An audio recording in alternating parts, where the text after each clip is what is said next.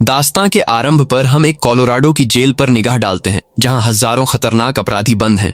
ये मामूली कैदखाना नहीं, बल्कि एक इतनी हाई सिक्योरिटी जेल है जहां से निकल भागना असंभव मान लिया जाता है, क्योंकि यहाँ 24 घंटे पहरेदार कैदियों पर गहरी नजर गड़ाए रहते हैं। और कोई कैदी अगर इस जेल से भागने की जुर्रत करे तो उसे ऐसी सजा मिलती है जिसे देख बागी बंदियों की भी यहाँ से भागने की हिम्मत टूट जाती है। फिर हम इसी जेल में रे नाम के बंदी को देखते हैं। रे साधारण कैदी नहीं, दरअसल वो एक ऐसा मास्टरमाइंड है जो पिछली 14 जेलों को चकमा देकर भाग निकला है और अब बीते कई दिनों से वो यहाँ इस जेल से निकलने की तैयारी में जुटा हुआ है। यहाँ रे चारों ओर निगाह दौड़ाकर पूरी जेल का ढांचा समझ लेता है और रे को पता लग जाता है कि जेल का कमजोर हिस्सा कौन सा है।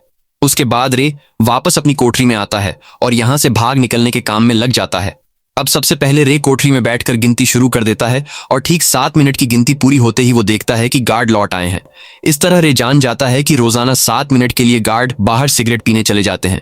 अब रे गार्ड की दिनचर्या भांप चुका होता है, मगर जिस सेल में रे को डाला गया है वो एक इलेक्ट्रॉनिक लॉक से बंद और खोली जाती है। इसलिए अब किसी भी तरह रे को बाहर आने के लिए उस इलेक्ट्रॉनिक लॉक का कोड समझना जरूरी था। और एक रोज जब गार्ड रे की कोठरी में खाना देने आते हैं तो रे की निगाह खाने संग आए दूध के डिब्बे पर रुक जाती है। उसे देखते ही रे के दिमाग में एक तरकीब आती है और रे ने फौरन उस डिब्बे के ऊपर से एक प्लास्टिक की पन्नी उतार ली। बाहर निकलते समय रे ने छिपकर वो प्लास्टिक पन्नी इलेक्ट्रॉनिक लॉक पर चिपका दी। बाहर पहुंचकर रे ने अपने साथियों को इशारों की जुबान में खत लिखा, जिसमें रे का जेल से निकलने का दिन और वक्त लिखा था। और उस खत को पढ़ते ही बाहर रे के साथी ताड़ गए कि उन्हें क्या करना है। फिर जब रे वापस अपनी कोठरी में आया और उसने इलेक्ट्रॉनिक लॉक से वो प्लास्टिक पन्नी हटाई तो उस पर गार्डों के टाइप किए कोड रे को समझ आ गए। अब बारी थी यहां से निकलने की। उसके बाद रे टिश्यू पेपर की छोटी छोटी गोलियां बनाने में जुट जाता है और जैसे ही एक गार्ड उसे खाना देने आता है, रे दरवाजे के बीच उस छोटे से खाने की खिड़की में टिश्यू पेपर के टुकड़े भर देता है ताकि वो रास्ता बंद न हो सके।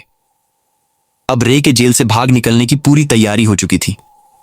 फिर भी वो सेल में बैठकर इंतजार करता है और जैसे ही गार्ड सिगरेट पीने बाहर जाते हैं तो रे अपने मिशन पर लग जाता है और बड़ी सहजता से उस इलेक्ट्रॉनिक लॉक में कोड डालकर अपनी कोठरी का दरवाजा खोल लेता है। फिर वो हवादार रास्ते से होते हुए चोरी छिपे कंट्रोल रूम तक पहुंच जाता है। इधर बाहर हम एक लड़की को कार में देखते हैं जो जेल के बाहर पार्किंग में गाड़ी लगाकर जाने लगती है।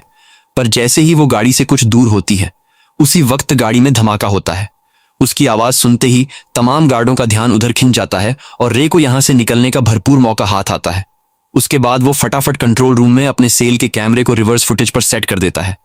इससे गार्ड को पता ही नहीं चलता कि रे जेल तोड़कर निकल चुका है।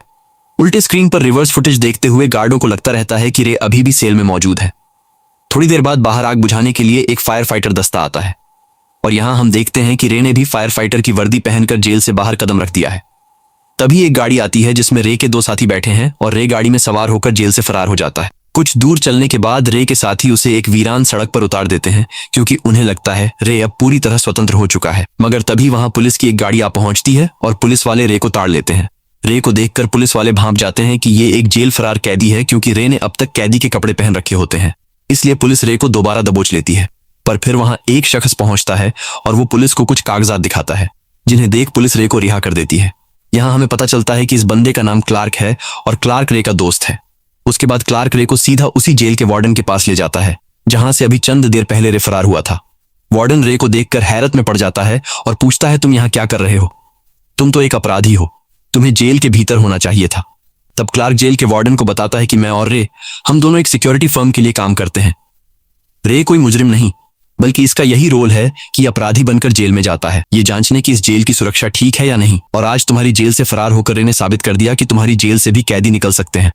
मगर तुम्हें डरने की जरूरत नहीं, क्योंकि रे इससे पहले भी 14 जेलों को तोड़ चुका है। ये सब सुन वार्डन रे से कुछ नहीं कहता और दोनों वहां से निकल जाते हैं। और यहाँ हमें रे के पेशे का राज खुल जाता है और रे को इस कठिन काम के बदले बहुत बड़ी धनराशि दी जाती है। अगले रोज रे जब अपने साथियों संग ऑफिस में होता है तभी वहां एक CIA एजेंट आती है जिसका नाम जेसिका है। जेसिका रे से कहती है, मेरे पास तुम्हारे लिए एक नया मिशन है और इसके लिए तुम्हें 2 गुनी रकम दी जाएगी। वो रे को बताती है, तुम्हें एक ऐसे कैदखाने में जाना होगा जिसे दुनिया का सबसे सुरक्षित जेल माना जाता है, लेकिन वो जेल किसी छुपी हुई लोकेशन पर बनी है और बहुत ही कम लोग जानते हैं कि वो जेल कहाँ स्थित है। इसलिए मैं चाहती हूँ तुम उस जेल में जाओ और ये साबित करो कि उस जगह से भागा जा सकता है, क्योंकि ये काम तुम्हारे सिवा कोई और नहीं कर सकता। हालांकि 2 गुनी कीमत चुकाने की शर्त यह है कि जब तुम अंदर जाओगे तो तुम्हारी टीम तुम्हारी सहायता नहीं कर सकती और ये किसी को मालूम नहीं होगा कि तुम कहाँ हो। ये सुन रे की टीम जेसिका का प्रस्ताव ठुकरा देती है। तब वो लड़की रे को ललचाते हुए कहती है, मैंने तुम्हारे बारे में बहुत कुछ सुना है, इसलिए अगर तुमने मेरा ये ऑफर ठुकराया तो मैं मान लूंगी कि 14 जेलों से भागने की जो किताब तुमने लिखी है वो सरासर झूठ है। ये सुन रे को गुस्सा आ जाता है और वो उस लड़की का प्रस्ताव मंजूर कर लेता है। हाँ करने के बाद वो लड़की रे को पूरी योजना समझाने लगती है और बताती है कि उस जेल में तुम्हारा नाम एंथोनी होगा और तुम एक तस्करी के मामले में जेल जाओगे। रे पूछता है कि अगर मैं वहां से भागने में नाकाम रहा तो फिर खुद को उस जेल से आजाद कैसे कराऊंगा। ये सुन वो लड़की कहती है उस जेल के वार्डन का नाम रजर है और तुम उसे एक कोड बताना और तुम्हारा कोड है 31027 ये कोड सुनते ही उस जेल के वार्डन को पता चल जाएगा कि तुम यहाँ सरकार की ओर से भेजे गए हो, इसलिए वार्डन तुम्हें जेल से मुक्त कर देगा। मगर अब उस जेल में कदम रखने से पहले रे की टीम चुपके से रे के शरीर में एक ट्रैकर लगा देती है ताकि उन्हें इसकी लोकेशन का पता रहे। और जैसे ही रे बाजार के बीच पहुंचता है उसी वक्त एक स्याह रंग की गाड़ी आती है और उस गाड़ी से नकाबपोश लोग बाहर निकलकर रे को पकड़कर गाड़ी में डाल देते हैं। और वो लोग सबसे पहले रे के जिस्म के उस हिस्से से जहां ट्रैकर लगाया गया था उसे बाहर निकाल फेंकते हैं, मानो उन्हें पहले से भनक लग गई हो कि रे के बदन में ट्रैकर मौजूद है। और अब रे की टीम ये पता नहीं कर सकती कि रे कहाँ है क्योंकि उन तक रे का सिग्नल नहीं पहुंच रहा होता। इसके बाद गाड़ी में वो लोग रे को बेहोश कर देते हैं और जब रे को होश आता है तो वो खुद को एक अजीब जेल में पाता है जहां कोई दीवार नहीं होती और ये बिल्कुल अलग किस्म का कैदखाना है। यहाँ सारे कैदी कौंच की कोठरियों में बंद कर दिए गए हैं और हर बंदी पर ड्रोन के जरिए नजर रखी जाती है। जो गार्ड यहाँ तैनात हैं वो सब अपने चेहरों पर स्याह नकाब डाले रहते हैं, यानी ये कभी भांपा नहीं जा सकता कि कौन सा गार्ड किस समय किस ड्यूटी पर आता है। ये सब देख रे कौंप जाता है और जान जाता है कि यहाँ से निकलना आसान नहीं। इसलिए रे हिम्मत हारकर जेल के वार्डन के पास जाता है और रे जेल के वार्डन को वार्डन मार्श के नाम से बुलाता है। तब जेल का वार्डन कहता है मेरा नाम मार्श नहीं बल्कि हॉब्स है और यहाँ पर मार्श नाम का कोई वार्डन नहीं है। ये सुन रे ताड़ जाता है कि यहाँ कोई गड़बड़ पक्की है, इसलिए वो जेल के वार्डन को अपना कोड देते हुए कहता है मेरा कोड है 31027 तब वार्डन जवाब देता है जो कुछ भी तुम कह रहे हो उसकी मुझे कोई जानकारी नहीं है, बस इतना मालूम है कि मुझे तुम्हें यहाँ रखने का भुगतान मिलता है और अब तुम्हें अपनी बागी की पूरी उम्र यहीं काटनी होगी। ये सुन रे समझ जाता है कि उसे फंसाया गया है। उसके बाद रे को दोबारा उसकी कौंच की कोठरी में ढकेल दिया जाता है और अगले रोज ऐलान होता है कि जेल में एक ताजा कैदी आया है जिसका नाम एंथनी है। ये नाम सुनते ही इस जेल में माइकल नाम का एक बंदी सतर्क हो उठता है और माइकल एंथनी सुनकर अलर्ट हो जाता है। फिर एंथनी यानी रे बागी कैदियों के बीच पहुंच जाता है। नया कैदी होने की वजह से पुराने बंदी रे को घूरते हैं और उसी वक्त कुछ कैदी रे पर टूट पड़ते हैं, मगर रे अपनी हिफाजत करते हुए उनसे भिड़ जाता है। लेकिन रे अकेला था और बागी बंदी बेशुमार थे। सो जब वो रे को मार डालने आगे बढ़ते हैं तभी वहां माइकल आ पहुंचता है और कहता है अगर किसी ने भी एंथनी को छूने की कोशिश की तो मैं उसकी जान ले लूंगा। ये सुनते ही तमाम कैदी पीछे हट जाते हैं क्योंकि माइकल यहाँ का सबसे पुराना बंदी है और सब उससे डरते हैं। उसके बाद माइकल रे के पास आता है और रे से हाथ मिलाता है। फिर रे उसकी मदद के लिए माइकल का आभार मानता है। अब रे जान जाता है कि अगर मुझे इस जेल से बाहर आना है तो मुझे यहाँ एक दोस्त तैयार करना होगा, इसलिए रे माइकल का साथी बन जाता है। उसके बाद रे जेल के हर कोने को बड़ी बारीकी से ताकने लगता है और यहाँ से निकलने का रास्ता खोजने की कोशिश में जुटा रहता है। तभी उसकी नजर एक आइसोलेशन सेल्स पर ठहरती है। ये एक ऐसी खौफनाक कोठरी है जहां उन बंदियों को भेजा जाता है जिन्होंने जेल के नियम भंग किए हों। दूसरी तरफ माइकल की निगाह रे पर होती है और वो देखता है कि रे जेल के हर कोने को गौर से जांच रहा है। ये देख माइकल रे के पास आकर उससे कहता है मैं तुम्हारे किसी भी काम में सहायता कर सकता हूँ। तब रे माइकल से कहता है मुझे इस आइसोलेशन सेल के अंदर जाना है।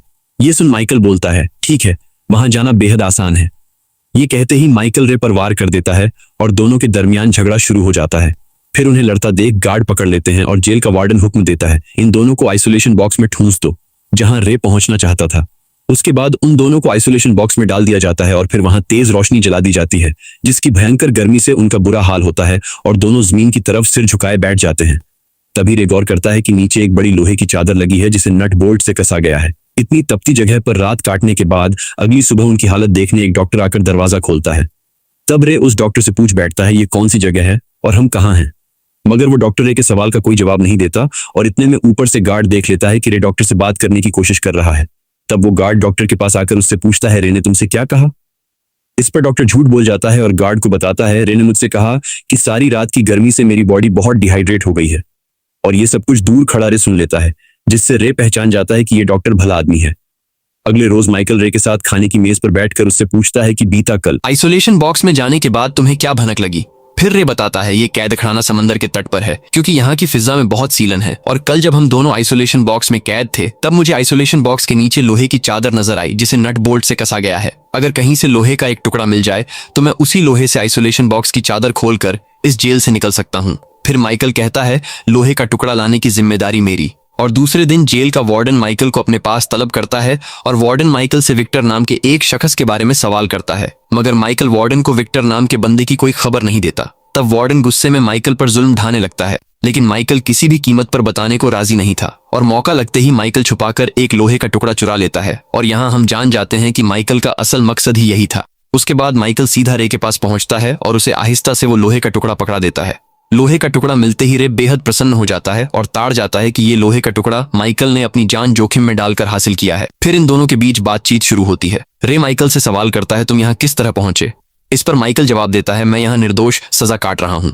मैंने कोई गुनाह नहीं किया और मुझे यहाँ सिर्फ इसलिए ठूंसा गया क्योंकि मैं विक्टर नाम के इंसान के लिए काम करता था और विक्टर अमीरों से लूटकर गरीबों में दौलत बांटता है। और अब चूंकि मैं विक्टर के लिए काम करता था इसी वजह से ये लोग मुझसे विक्टर का पता उगलवाना चाहते हैं ताकि ये विक्टर को दबोचकर उसकी सारी दौलत छीन सकें।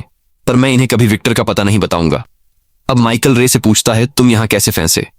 तब रे उसे बताता है पहले मैं एक वकील हुआ करता था। मैंने एक अपराधी को सजा दिलवाई थी, मगर एक दिन वो मुजरिम जेल से भाग निकला और बदला लेने के इरादे से मेरे घर पहुंचकर उसने मेरी पत्नी की जान ले ली। मेरी पत्नी के गुजर जाने के बाद मेरी दुनिया तबाह हो गई और बस उस दिन के बाद मैंने ठान लिया कि मुजरिम को सजा देना काफी नहीं बल्कि जिन जेलों में अपराधी रहते हैं उनकी सुरक्षा जांचना भी बेहद जरूरी है। इसीलिए अब मैं एक सिक्योरिटी फर्म के लिए काम करता हूँ और मैं पिछले 4 साल में 14 जेलों को तोड़कर भाग चुका हूँ। ये काम मैं इस मकसद से करता हूँ ताकि दोबारा कोई मुजरिम जेल छोड़कर किसी वकील के परिवार को नुकसान न पहुंचा सके। लेकिन अब मैं यहाँ फंस चुका हूँ क्योंकि 14 जेल तोड़ने पर जो किताब मैंने लिखी थी वो किताब इस जेल के वार्डन के कब्जे में है और वार्डन ने मेरी किताब देखकर उन 14 जेलों के वार्डन ने जो भूलें की थी इस जेल के वार्डन ने उन सारी भूलों को सुधार कर ये कारागार खड़ा किया है। इसलिए यहाँ से निकलना बिल्कुल दुश्वार है। हालांकि राहत की बात यह है कि जेल के वार्डन को अब तक ये मालूम नहीं कि 14 जेलों को तबाह करके भागने वाला रे असल में मैं ही हूँ, बल्कि वो मुझे एंथनी नाम का एक साधारण कैदी ही समझता है। फिर माइकल कहता है यहाँ मेरी और तुम्हारी मानिंद जितने भी बंदी इस जेल में बंद हैं वो तमाम बेकसूर हैं। ये जेल गवर्नमेंट की तरफ से नहीं बल्कि एक प्राइवेट जेल है। लोग जेल के वार्डन को पैसे देकर अपने दुश्मनों को यहाँ बंद करवाते हैं। फिर माइकल रे से कहता है लोहे का टुकड़ा तो मैंने तुम्हें दे ही दिया, अब हमें अगला कदम क्या उठाना होगा। तब रे माइकल से कहता है हम दोनों को दोबारा आइसोलेशन बॉक्स में जाना होगा। ये सुन माइकल साफ इनकार कर देता है और बोलता है वहां बहुत भीषण तपिश होती है। तब रे समझाता है अगर तुम्हें यहां से निकलना है तो ये तुम्हें करना ही पड़ेगा। अब माइकल मान तो जाता है लेकिन रे को चेतावनी देता है कि अगर मैं यहां से बाहर नहीं निकला तो तुम्हें इसी जेल में खत्म कर दूंगा।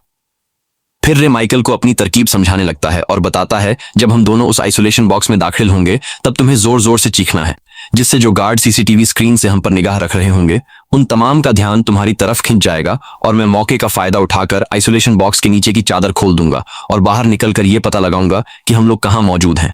माइकल को रे की योजना जैंच जाती है। उसके बाद माइकल खड़ा होकर एक बंदी को बुरा भला कहने लगता है और उस बंदी का नाम जावेद है। ये सब सुनकर जावेद के साथी माइकल और रे पर टूट पड़ते हैं और यहाँ लड़ाई शुरू हो जाती है। इसी भिड़ंत के दौरान रे छिपाकर एक रोटी मेज से उठाकर अपने पास रख लेता है। तभी वहां गार्ड्स आ पहुंचते हैं और गार्ड्स इन तमाम को अलग अलग आइसोलेशन बॉक्स में बंद कर देते हैं।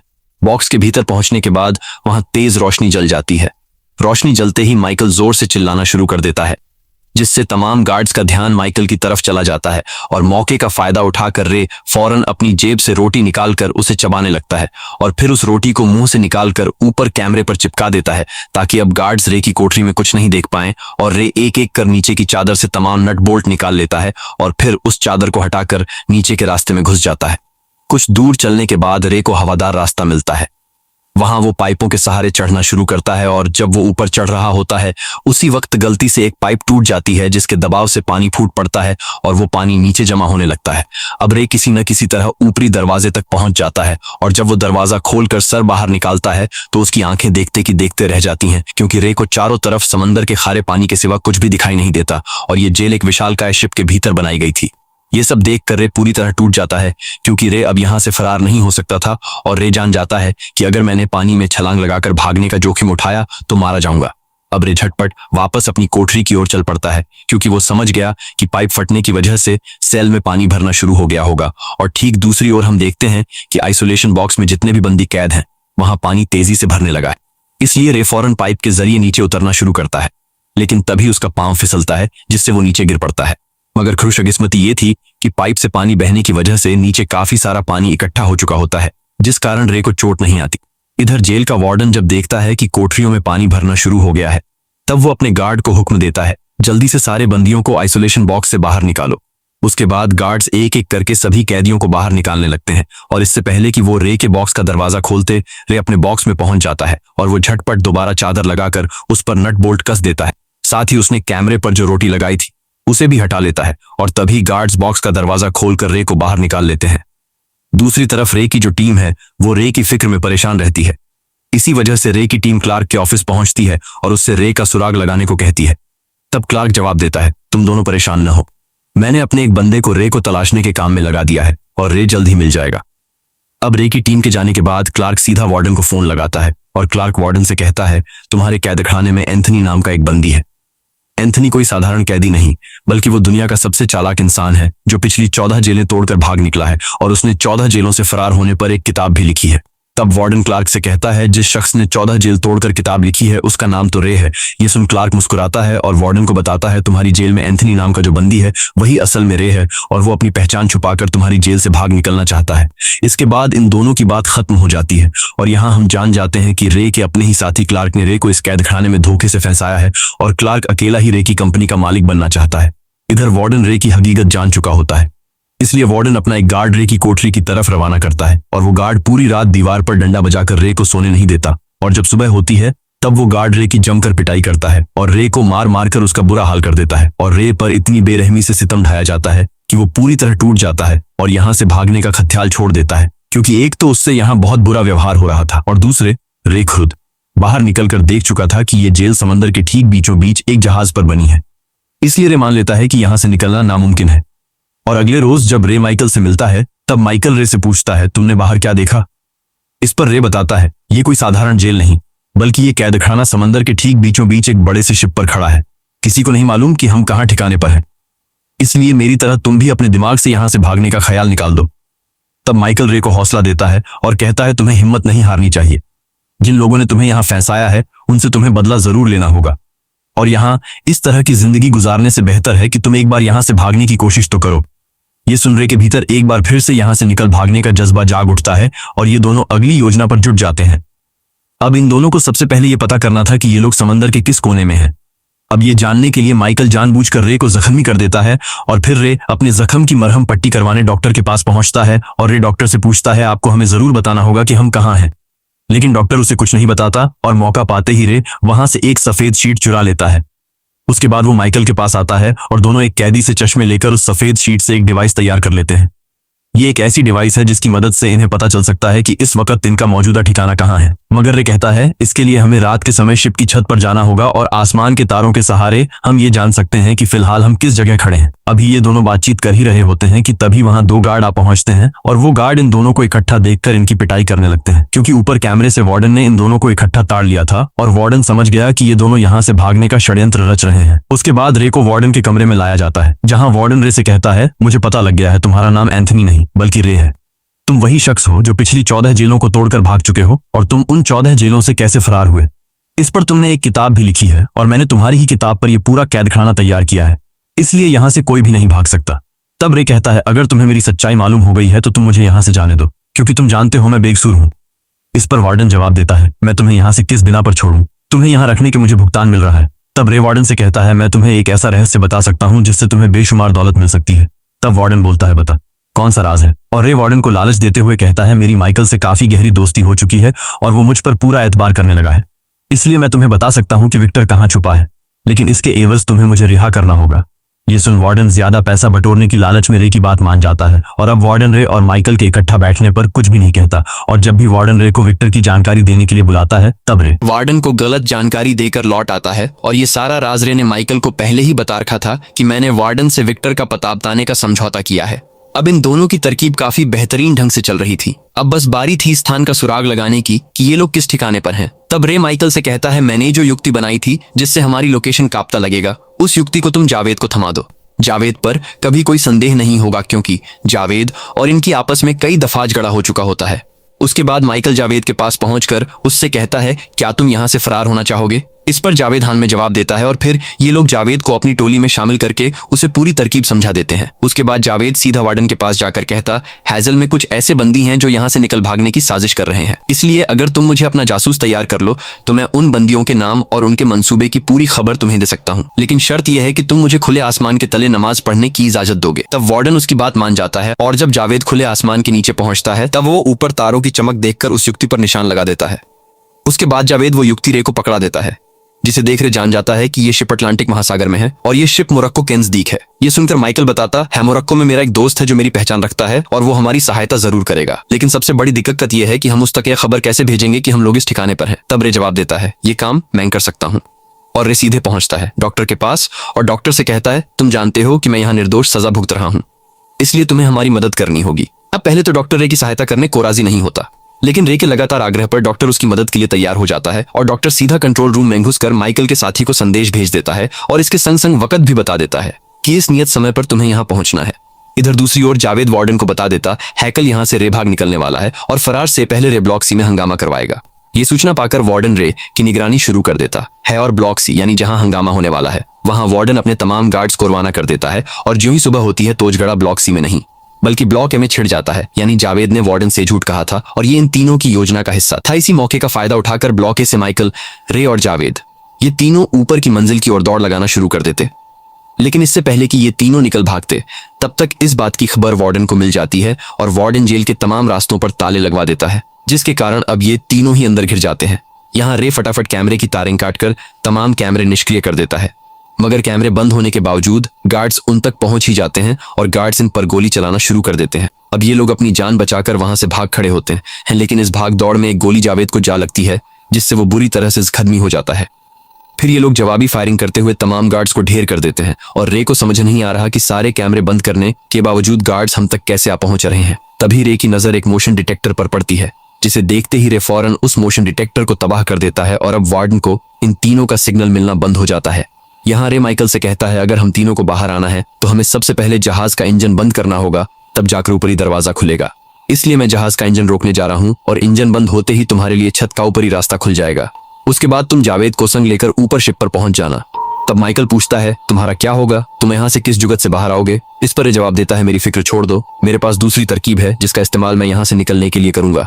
ये कहते हुए रे शिप का इंजन बंद करने के मकसद से निकल पड़ता है और इधर माइकल जावेद को हिम्मत देकर आगे बढ़ने का कहता है, मगर जावेद बोलता है, मैं अब और ज्यादा आगे नहीं बढ़ सकता क्योंकि गोली लगने की बदौलत मेरा बहुत सारा लहू बह गया है, इसी वजह से मैं जिंदान ही बच पाऊंगा, बस जाने से पहले तुम अपनी बंदूक मुझे दे दो। उसके बाद माइकल जावेद को अपनी बंदूक पकड़ा देता है और बेमन से वो जावेद को अकेला छोड़कर ऊपर छत की ओर निकल पड़ता है। फिर जब वहां गार्ड्स पहुंचते हैं तो जावेद इन सब पर गोलियां दागता है और बड़े जिगरे से उनका सामना करता है, लेकिन आखिरकार गार्ड्स जावेद को गोलियों से भून देते हैं। इधर दूसरी ओर इंजन को रोक देता है और इंजन के बंद होते ही माइकल ऊपरी दरवाजा खोल देता है और शिप की छत पर आ जाता है। तभी वहां माइकल का साथी भी हेलीकॉप्टर उड़ाकर पहुंच जाता है और हेलीकॉप्टर में बैठे माइकल के साथी नीचे शिप पर तैनात गार्ड्स पर गोलियां बरसाना शुरू कर देते हैं और माइकल दौड़ लगाकर हेलीकॉप्टर तक जा पहुंचता है। हेलीकॉप्टर तक पहुंचने के बाद माइकल बंदूक उठाकर जो गार्ड्स उसका पीछा कर रहे होते हैं, माइकल उन पर गोलियां दागकर उन्हें ढेर कर देता है। अब यहाँ हेलीकॉप्टर का पायलट माइकल से कहता है, फौरन हेलीकॉप्टर में सवार हो जाओ, हमें यहाँ से निकलना होगा। लेकिन माइकल पायलट को अपने संग संग रे का इंतजार करने का हुक्म देता है। इधर दूसरी ओर नीचे शिप में रे फंसा हुआ है और वो एक टैंक के भीतर छुपा हुआ है। वहीं वार्डन चारों दिशाओं में उसे तलाश कर रहा है और तभी वार्डन को भनक लग जाती है कि रे टैंक के भीतर छुपा बैठा है। इसलिए वार्डन चीख कर रे को ललकारता है कि निकल बाहर, वैसे भी तू यहाँ से बच नहीं सकता क्योंकि हर ओर से हमने तुझे घेर रखा है। और उसी लम्हे एक गार्ड शिप का इंजन चालू कर देता है, जिसके कारण टैंक के अंदर पानी भरना शुरू हो जाता है। दरअसल ये शिप का स्टेबलाइजर टैंक होता है और जब ये पूरी तरह लबालब भर जाता है तो ये फालतू पानी को शिप के तले से बाहर उगल देता है और तभी बाहर वार्डन भी ताड़ जाता है कि टैंक भरते ही रे पानी के संग शिप से बाहर निकल जाएगा। लेकिन अब सच्चाई जानने के बावजूद वार्डन कुछ नहीं कर पाता और ज्यों ही टैंक पानी से पूरा भर जाता है, पानी का जबरदस्त दबाव रे को शिप के बाहर धकेल देता है। उसके बाद रे तैरता हुआ पानी की सतह पर उभर आता है और ऊपर हेलीकॉप्टर से माइकल नीचे समंदर में रे को ताड़ लेता है। उसके बाद हेलीकॉप्टर रे के करीब पहुंचता है और माइकल हेलीकॉप्टर से रे के लिए नीचे रस्सी सीढ़ी गिरा देता है, जिस पर रे ऊपर हेलीकॉप्टर की जानिब चढ़ना शुरू करता है। मगर तभी शिप से वार्डन इन पर गोलियां चलाने लगता है और एक गोली माइकल के कंधे पर लग जाती है, जिससे माइकल घायल हो जाता है। ये देख रे का खून खौल उठता है और रे भी उस ओर फायरिंग शुरू कर देता है। हालांकि रे वार्डन को निशाना बनाने के बजाय उसके पास धरे ऑयल के टैंक्स पर गोलियां दागता है, जिससे तेल बाहर छलकने लगता है और फिर शिप पर एक भयानक धमाका होता है, जिसमें वार्डन आग में घिरकर भस्म हो जाता है और आखिरकार ये दोनों एक नामुमकिन जेल को भेद कर वहां से हेलीकॉप्टर में सवार हो निकल भागते हैं और समंदर के तट पर उतरते हैं, जहां एक गाड़ी इन्हें रिसीव करने पहुंचती है और उस गाड़ी से वही जेसिका नाम की लड़की बाहर आती है जिसने रे को इस जेल में दाखिल होने की चुनौती दी थी। और यहाँ रे को ये रहस्य पता चलता है कि जेसिका माइकल की बेटी है और इसके साथ ह्यू से ये भी मालूम होता है कि माइकल का असली नाम विक्टर है, जिसके बारे में हमेशा वार्डन माइकल से विक्टर के बखेड़े में पूछता था, क्योंकि वार्डन ये नहीं जानता था कि माइकल ही वही शख्स है जिसे वो ढूंढ रहा है, यानी माइकल ही विक्टर। यहाँ रे को ये भी पता लगता है कि जेसिका ने जो एंथनी नाम मुझे दिया था वो दरअसल एक इशारा था ताकि जेल में माइकल यानी विक्टर ये पहचान कर ले कि इस आदमी को उसकी मदद के मकसद से भेजा गया है। इसीलिए जब वो पहली बार जेल में एंथनी नाम सुनता है तो माइकल भांप जाता है कि इस बंदे को मेरी सहायता के लिए भेजा गया है। इसीलिए माइकल जेल में रे के संग दोस्ती कर लेता है। यहाँ जेसिका रे को बताती है कि मैंने तुम्हें जेल की सुरक्षा भेदने के लिए नहीं भेजा था, बल्कि मैंने तुम्हें अपने पिता को जेल से आजाद करवाने के लिए भेजा था और मैं जानती थी कि ये कारनामा सिर्फ तुम ही कर सकते हो। साथ ही जेसिका रे को ये भीपता देती है कि तुम्हारा साथी क्लार्क शुरू में तो तुम्हारा साथ दे रहा था, लेकिन बाद में कंपनी का मुखिया बनने की लालच में उसने वार्डन के साथ सांठगांठ कर ली ताकि तुम जेल से बाहर ना आ सको और वो हमेशा कंपनी का मालिक बना रहे। ये सब बताने के बाद जेसिका और माइकल वहां से रुखसत होने लगते हैं और इधर दूसरी ओर क्लार्क को खबर मिल गई होती है कि रे जेल से रिहा हो गया है। ये सुनते ही क्लार्क अपना जरूरी असबाब उठाकर भाग खड़ा होता है, लेकिन जैसे ही वो अपनी कार में सवार होता है उसी वक्त पहले से गाड़ी में छुपा बैठा रे का साथी क्लार्क को बेहोश कर देता है। और जब क्लार्क की आंख खुलती है तो वो अपनी गाड़ी के भीतर खुद को एक तंग कोठरी में पाता है। ये देख वो जोर जोर से चीखने लगता है, मगर उसकी आवाज कोई भी नहीं सुनता और तभी दिखाया जाता है कि क्लार्क एक विशाल कार्गो शिप के कंटेनर में कैद है और किसी को नहीं पता कि ये शिप क्लार्क को अब किस ठिकाने पर ले जाएगा और ये कंटेनर कई महीनों बाद भी खुलेगा या फिर कभी नहीं। इसी के संग ये दास्तां खत्म हो जाती है।